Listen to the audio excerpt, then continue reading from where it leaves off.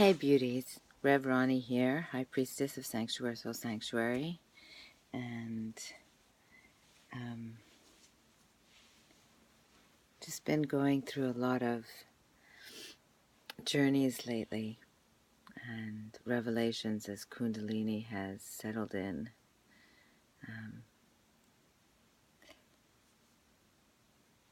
Yes, I'll share her name, I suppose, at some point soon when we have rectified everything. But for now, there seems to be a fallacy of thought, to say the least, but specifically to this thing that I'm going to talk to,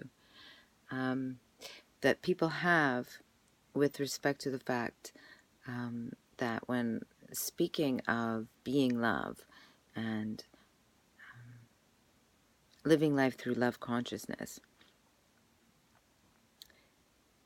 there's this misinterpretation of people that the experience that I have in my life is one of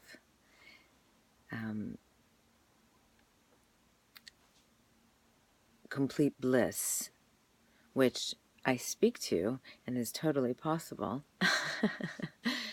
But I guess the correct terminology is that everything that life is giving to you is what we would call bliss right now.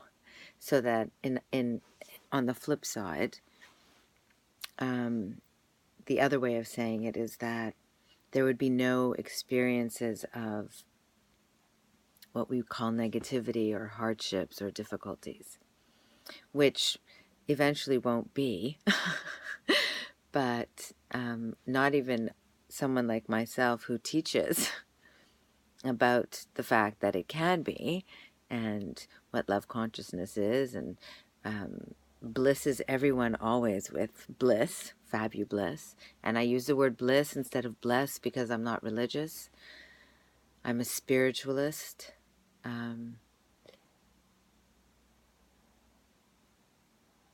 Mystical, metaphysical, not religious. Although I'll tie it in actually, but religion is more like, it's more like the government is supposed to be assisting our human family to live communally, but obviously not, right? So that's kind of like religion with spiritualism. They're trying to, organize and trying to make it easy for people, but actually making it more difficult. And it's not for the people anymore. Spiritualism, connecting to the divine, which is what religions are supposed to be assisting us with, you need to connect with you.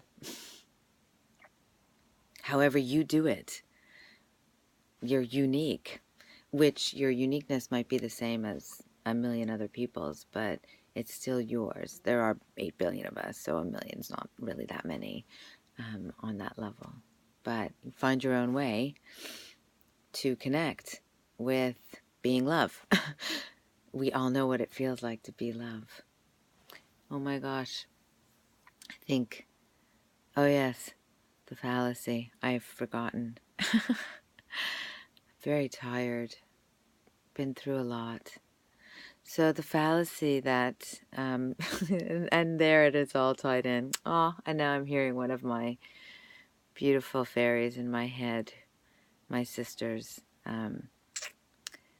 talking about how I take us on a journey. My mind, this mind in this vessel, I'm so grateful for, including all of the sidetracking journeys that she takes us all on. So there's this fallacy that my life, I guess, because I speak of bliss all of the time, is, I don't know, paved in gold. I don't know the exact perceptions that people have, but I've dealt with a lot in my life that others would call tragedies and horrors, and I'm dealing with stuff right now as I'm speaking to you. Like huge life-shifting experiences. And in any other one of we, including any other one of the me's that I've been thus far in my 48 years of existence here, because there's been many interpretations of this being who was born, nay, Rhonda, Risha, Cheryl, Sheva, Wiseman, Lipstein.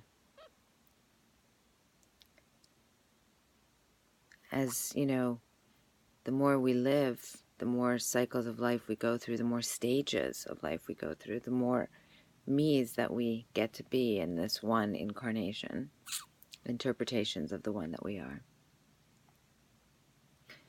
So yeah, 111. Ah, it's 111. Isn't that beautiful? As we're doing this. Yeah, in the morning, hence why I'm also so tired. Although, anyway, yeah, so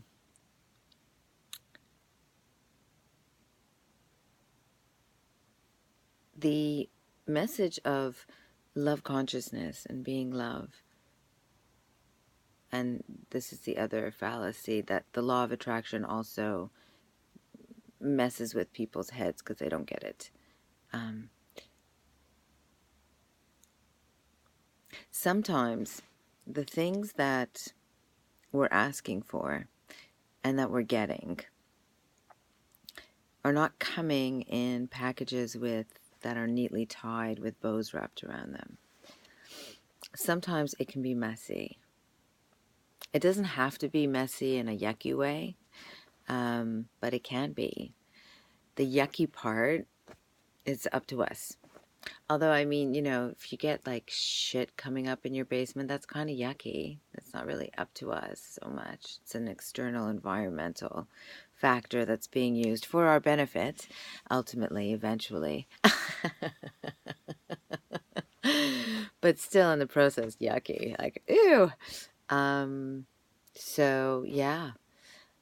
Still, that yuckiness we have still in that a choice of how to define it, give it meaning, interact with it, perceive it, receive it, respond or react, be conscious or impulsive, act from love, calm, relaxed, accepting. Okay, there's shit bubbling up in the basement. All right, so what are we going to do about this? Or from fear, freaking out, impulsive action, no thought. I don't know, what kind of life do you want to have? It doesn't mean when you say to live your fabulous. Well, it does actually mean that. That's the ultimate goal.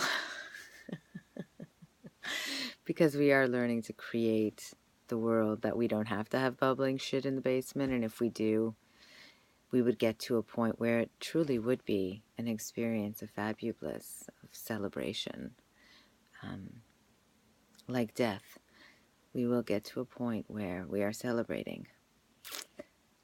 And to a point where there's things that we won't need to jolt us into conscious awareness, like chopping off people's heads, you know.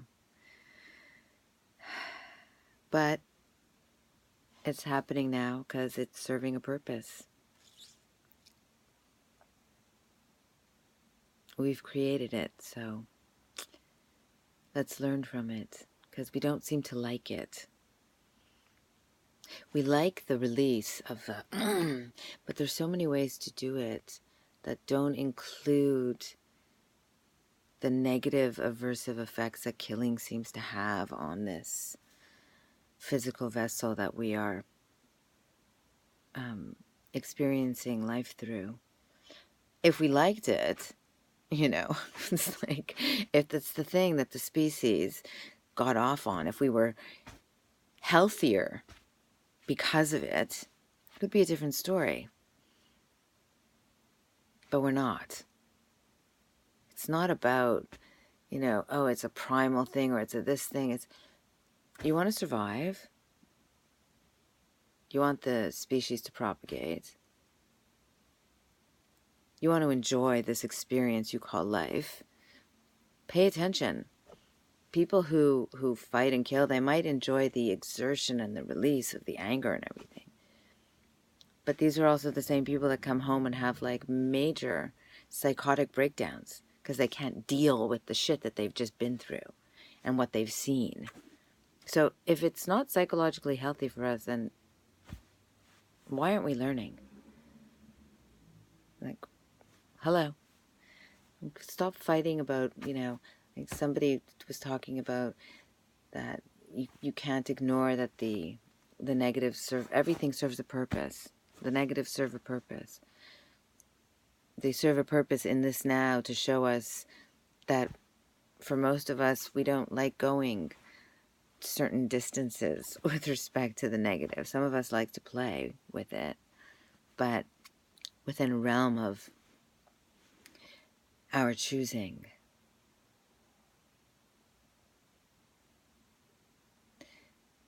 Yeah, I guess people choose to go to war, but not really, because it's like a forced, pressured thing. A lot of conditioning. I wonder if people would be even into that with different conditioning. BDSM and stuff like that. It's interesting. Because we do like the release, but we would find it in different ways that were healthier, promoting healthier feelings about self.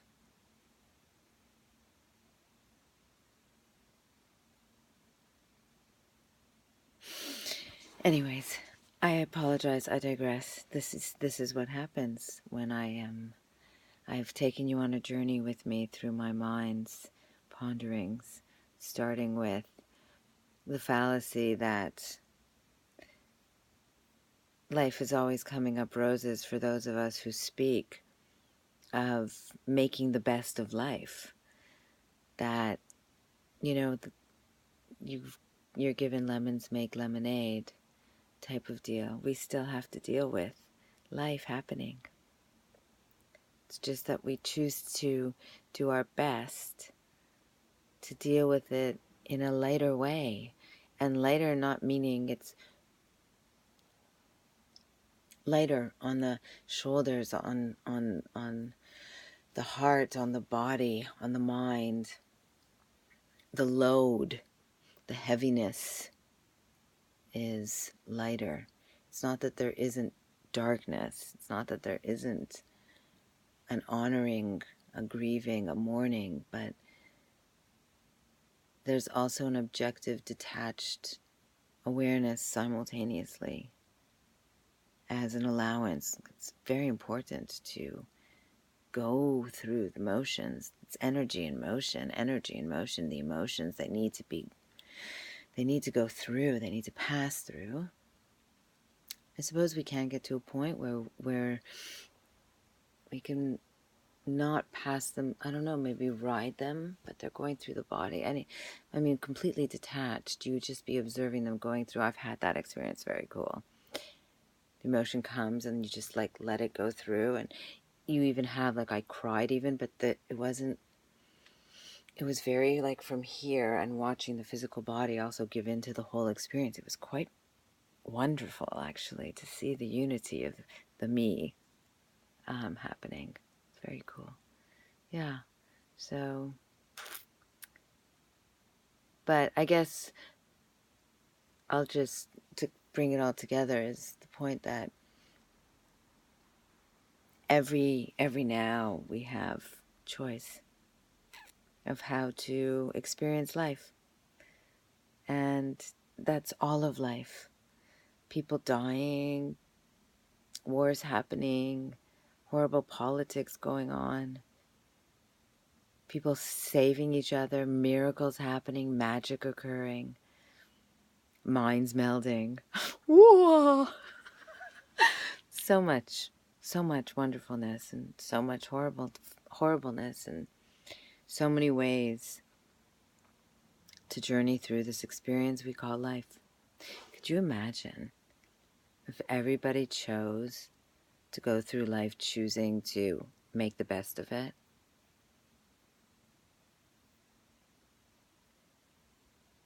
I wonder how many people would sign up to be killing still. You know what I mean? Jelly bean. Bliss kiss beauties. It's time for me to go off to dreamland. Wonderful journeys to all of you. Bye-bye.